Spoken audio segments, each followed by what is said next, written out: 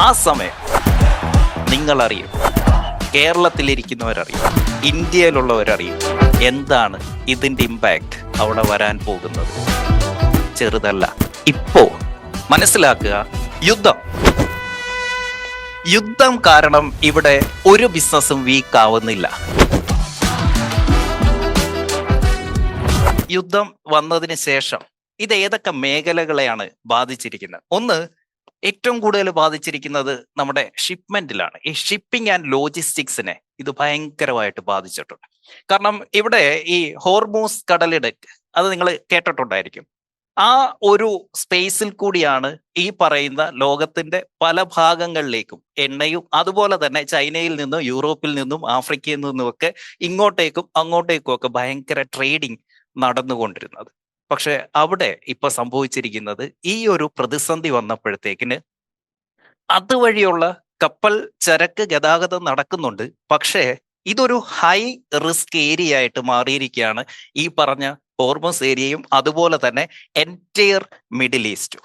Entire middle east ഇപ്പൊ ഒരു highly ഒരു എപ്പോ വേണമെങ്കിലും എന്ത് സംഭവിക്കാം എന്നൊരു സിറ്റുവേഷനിലായിട്ടാണ് ഇതിനെ ഇൻഷുറൻസ് കമ്പനികൾ കണ്ടിരിക്കുന്നത്.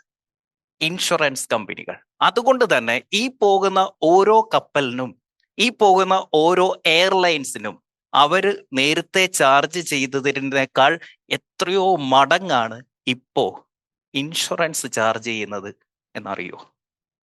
ഇത് ആ കപ്പലിൽ കൊണ്ടുവരുന്ന അല്ലെങ്കിൽ ആ ഫ്ലൈറ്റിൽ വരുന്ന ഓരോ സാധനത്തിനും അത്രയും വില കൂടുകയാണ്.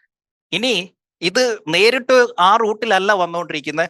പലപ്പോഴും ഇത് പല റൂട്ടിൽ സഞ്ചരിച്ചിട്ടാണ് ഈ വന്നുകൊണ്ടിരിക്കുന്നത്. അത് ഫ്ലൈറ്റ് ആയിക്കോട്ടെ, ഷിപ്പ് ആയിക്കോട്ടെ. ആ റൂട്ട് മാറി സഞ്ചരിക്കുന്ന സമയത്ത് അതിനുണ്ടാകുന്ന എക്സ്പെൻസ്, അതിന്റെ മെയിൻ്റനൻസ്, ഈവൻ അതിന് ഒരു എയർ ഹോസ്റ്റസിന്റെ അല്ലെങ്കിൽ പൈലറ്റിന്റെ ടൈം, അവർ വർക്ക് ചെയ്യുന്ന സമയം കൂടുകയാണ്, ഇതിന്റെ റൂട്ട് കൂടുകയാണ്. അതുകൊണ്ട് തന്നെ ഇതിന്റെ എല്ലാം ചാർജ് നമുക്കൊന്നും ഊഹിക്കാൻ പറ്റാത്ത, പ്രതീക്ഷിക്കാൻ പറ്റാത്ത അത്രയും ആയിക്കൊണ്ടിരിക്കുക. കാരണം ലോങ്ങർ റൂട്ട് ആകുമ്പോഴത്തേക്കിന് ഓട്ടോമാറ്റിക്കലി കോസ്റ്റ് കൂടും, ഫ്യൂവലിന്റെ കോസ്റ്റ് കൂടും, ഈ ക്രൂവിന്റെ മണിക്കൂറുകൾ, അവർ വർക്ക് ചെയ്യുന്ന അവേഴ്സ് കൂടും. ഇനി ഓരോ ഫ്ലൈറ്റ് ഡിലേ ആകുമ്പോൾ അല്ലെങ്കിൽ ക്യാൻസൽ ചെയ്യപ്പെടുമ്പോൾ ഇതിന്റെ പാർക്കിംഗ് ഫീസ് കൂടും. ഇനി ഈ ഷിപ്പുകളും എയർലൈൻസുകളും പലതും ലീസ് ഔട്ട് ചെയ്തിരിക്കുന്നത്, നേരിട്ട് കമ്പനിയുടേതല്ല, ലീസിനെടുത്ത് ഓപ്പറേറ്റ് ചെയ്യുന്ന, ഈവൻ ഇത് പാർക്ക് ചെയ്തിരിക്കുന്ന സമയത്ത് പോലും ലീസ് കൊടുത്തോണ്ടിരിക്കണം. ഇതൊക്കെ പിന്നീടുള്ള ഷിപ്മെന്റിൽ, പിന്നീടുള്ള കാര്യങ്ങളിലാണ് ആഡ് ഓൺ ചെയ്യുന്നത്.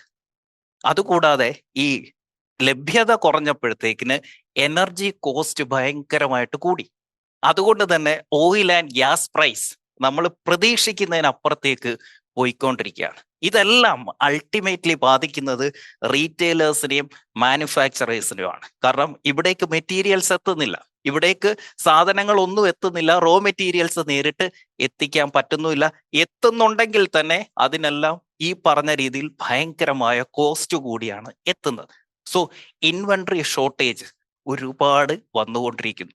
ഇന്ത്യയിൽ നിന്ന് ഇങ്ങോട്ടോ ഇന്ത്യയിലേക്കോ ഒന്നും അയക്കാൻ പറ്റാതെ പല ഷിപ്മെന്റും തിരിച്ചു പോയിക്കൊണ്ടിരിക്കുന്നു, അല്ലെങ്കിൽ കടലിൽ കിടക്കുന്നു, അല്ലെങ്കിൽ വഴിമധ്യേ എവിടെയോ സ്റ്റക്കായിരിക്കുന്നു. ഇത് ഇപ്പോ ഈ കഴിഞ്ഞ ഒരു മാസത്തിൽ സംഭവിച്ച കാര്യങ്ങളാണ്. ഇതിന്റെ ഇമ്പാക്റ്റ് വലുതായിട്ടൊന്നും ഇപ്പോഴും മാർക്കറ്റിലോ ഈവൻ നാട്ടിലോ അറിഞ്ഞിട്ടില്ല. കാരണം ഫെബ്രുവരി 28-നാണ് ഈ പ്രശ്നം ഉണ്ടാകുന്നത്. മാർച്ച് ഫസ്റ്റ് വീക്കിൽ എല്ലാവർക്കും സാലറി ഒക്കെ കിട്ടി, എല്ലാവരുടെയും ബിസിനസ്സിൽ കിട്ടേണ്ട പൈസയൊക്കെ കിട്ടി. ഇതിന്റെ ഇമ്പാക്റ്റ് അറിയാൻ പോകുന്നത് ഏപ്രിൽ ഫസ്റ്റ് വീക്കിൽ. പല കമ്പനികൾക്കും ശമ്പളം കൊടുക്കാൻ പറ്റാതെയാകും. പല കമ്പനികൾക്കും മാർച്ചിൽ കിട്ടേണ്ട പേയ്മെന്റുകൾ കിട്ടാതെയായി. അതുകൊണ്ട് തന്നെ ഇവർ കൊടുക്കാനുള്ളവർക്കെല്ലാം ഈ ക്യാഷിന്റെ ഫ്ലോ കംപ്ലീറ്റ്ലി നിൽക്കും.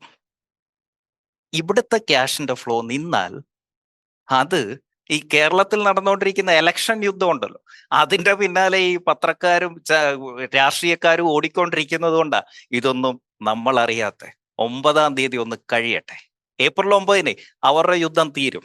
എന്നിട്ട് റിയാലിറ്റിയിലേക്ക് നമ്മളെല്ലാവരും ഒന്നിച്ച് തിരിച്ചു വരുന്ന ഒരു സമയമുണ്ട്.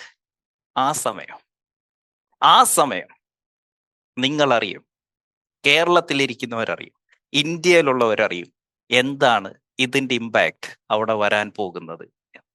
ചെറുതല്ല, ചെറുതല്ല. ഇവിടെ നിന്നുള്ള ഒഴുക്ക്, അങ്ങോട്ടേക്കുള്ള പണത്തിന്റെ ഒഴുക്ക്, ഇതെല്ലാം നിൽക്കും. എൻറ്റയർ കൺസ്ട്രക്ഷൻ ഏരിയയെ ഇത് ബാധിക്കും. എൻറ്റയർ ടൂറിസത്തെ ഇത് ബാധിക്കും. എൻറ്റയർ ക്യാഷ് ഫ്ലോയെ ഇത് ബാധിക്കും. എല്ലാ ബിസിനസ്സിനെയും ഇത് ബാധിക്കും. എല്ലാ കസ്റ്റമേഴ്സിനെയും ഇത് ബാധിക്കും. എല്ലാ മനുഷ്യരെയും ഇത് ബാധിക്കും. മനസ്സിലാക്കുക, യുദ്ധം കാരണം ഇവിടെ ഒരു ബിസിനസ്സും വീക്ക് ആവുന്നില്ല. ഒരു ബിസിനസ്സും യുദ്ധം കാരണം വീക്ക് ആവുന്നില്ല. യുദ്ധം വന്നപ്പോ ഏതൊക്കെ ബിസിനസ് ആണോ വീക്ക്, അത് റിവീൽ ചെയ്യപ്പെടുകയാണ്. ഏതൊക്കെ ബിസിനസ് ആണോ വീക്കായിട്ടുള്ളത് അത് പുറത്തേക്ക് വരികയാണ്. ഈ യുദ്ധം വന്നപ്പോ, ക്രൈസിസ് വരുമ്പോൾ സംഭവിക്കുന്നതാണ്. കാരണം കാര്യങ്ങളൊക്കെ സ്റ്റഡിയായി പോകുമ്പോൾ, കാര്യങ്ങളൊക്കെ വളരെ പീസ്ഫുൾ ആയി പോകുന്ന സമയത്ത് ഏതൊരു ആവറേജ് ബിസിനസ്സുകാരനും സർവൈവ് ചെയ്യാം. കാരണം എന്താ, കാശ് ഇഷ്ടം പോലെ വരുന്നു, എല്ലാം പോകുന്നു, മാർക്കറ്റിൽ കാശുണ്ട്, എല്ലാ രീതിയിലും ഇൻഡസ്ട്രി നന്നായി പോകുന്ന സമയത്ത് ഏതൊരാൾക്കും ബിസിനസ്സുകാരനാകാം. പക്ഷേ ഡ്യൂറിങ് ക്രൈസിസ് ലീഡേഴ്സിന് മാത്രമേ, അവർ നയിക്കുന്ന ബിസിനസ്സിനെ മാത്രമേ മുന്നോട്ട് പോകാൻ പറ്റൂ.